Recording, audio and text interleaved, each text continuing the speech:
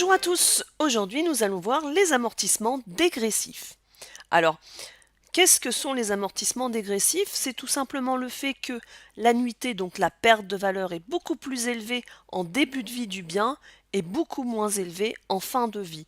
Alors pourquoi y a-t-il une différence? Tout simplement, c'est une mesure fiscale, hein. Plus l'annuité, donc c'est une charge, plus la charge est élevée, moins je fais de bénéfices, et moins je fais de bénéfices, moins je paye d'impôts. Voilà tout simplement à quoi ça sert. Alors on va voir les calculs à l'aide d'un petit exemple. Donc j'ai un matériel qui est acquis le 29 juin, mis en service le 1er juillet, d'une valeur de 45 000 € et d'une durée de vie de 5 ans. Première chose, comme l'amortissement linéaire, on calcule le taux. Alors le taux, petite particularité, sans durée de vie, comme pour le linéaire, et on multiplie par un coefficient. Coefficient donc défini aussi par l'administration fiscale. Donc vous voyez à côté, on a les durées de vie et on a le coefficient.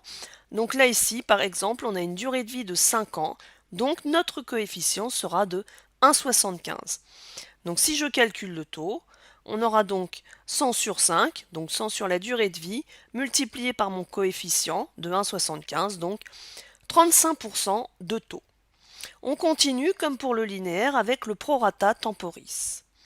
Alors, le prorata temporis, là, c'est le nombre de mois qui sépare la date d'acquisition de la date de fin d'exercice comptable. Je vous rappelle, là ici, par simplicité, on prend le 31-12. Donc, date d'acquisition, c'est le 29 juin. Même si j'acquiers enfin l'avant-dernier jour du mois, on compte un mois complet, hein, et jusqu'au 31 décembre. Ça nous fera donc 7 mois. Enfin, dernière chose que l'on va calculer, c'est l'annuité numéro 1. Donc, la valeur d'origine multipliée par le taux et par le prorata temporis, donc cette fois-ci en mois, 7/12. Et nous avons donc notre première annuité.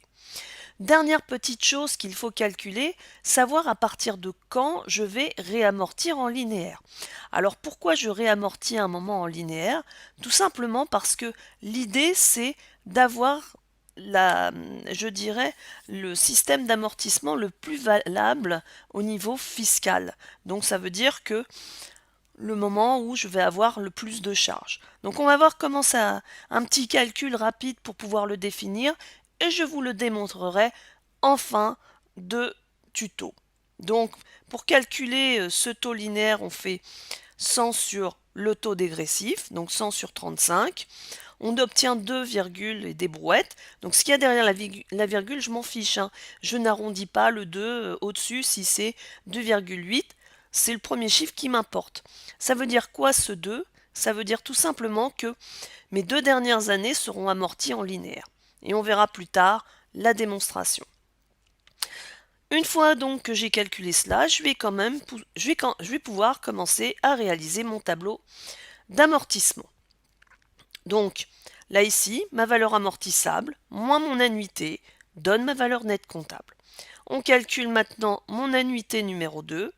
Donc on reprend pour la calculer ma valeur nette comptable. C'est une année pleine, on multiplie par 35%. Là ici, il n'y a pas de prorata. Et on obtient donc l'annuité. Donc comme ceci. Donc on prend bien ma valeur amortissable toujours. Donc vous voyez, contrairement au linéaire, je ne remets pas ma valeur de départ, hein, je mets bien ma valeur nette comptable en valeur amortissable. Je soustrais mon annuité, j'obtiens ma nouvelle valeur nette comptable, sur laquelle on va calculer l'annuité 3, hein, et on fait le même petit système, comme tout à l'heure. Alors, attention, je vous rappelle, les 2 dernières années seront amorties en linéaire. Alors vous remarquez par rapport à l'amortissement linéaire, même si j'acquiers le bien en cours d'année, là ici, 5 ans, c'est 5 ans. C'est-à-dire que je n'aurai pas une ligne supplémentaire dans mon plan d'amortissement. Donc il me reste à définir mes 2 dernières annuités. Comme il reste 2 ans et que c'est de l'amortissement linéaire, je vais tout simplement diviser ma valeur nette comptable par 2. Et j'aurai évidemment une annuité constante. Et donc, on va obtenir notre plan d'amortissement, comme vous le voyez.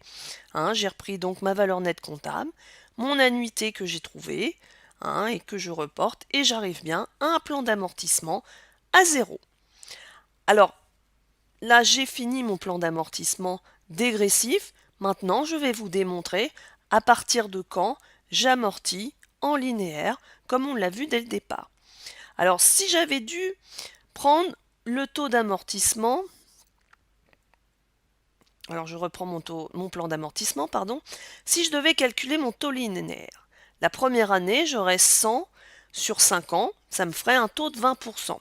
À la base, mon taux est de 35%, donc il est réel qu'il est préférable d'amortir en dégressif. Si je le fais sur ma deuxième année, donc j'ai 100 sur 4 ans, j'aurai 25%. Toujours plus valable d'amortir en dégressif plutôt qu'en linéaire. Sur la troisième année, j'aurai 33 un tiers. Donc 33 un tiers étant inférieur à 35%, c'est toujours plus valable d'amortir donc en dégressif. Enfin, dernier élément, quand je fais 100 sur 2, j'ai 50% de taux linéaire. Là, vous voyez bien que mon taux linéaire est plus avantageux que mon taux dégressif. Donc, j'amortis mon bien en linéaire. Alors voilà pour l'amortissement dégressif, hein, qui n'est pas forcément beaucoup plus compliqué que l'amortissement linéaire. J'espère que ce petit tuto vous aura été utile et je vous dis à bientôt pour un autre tuto.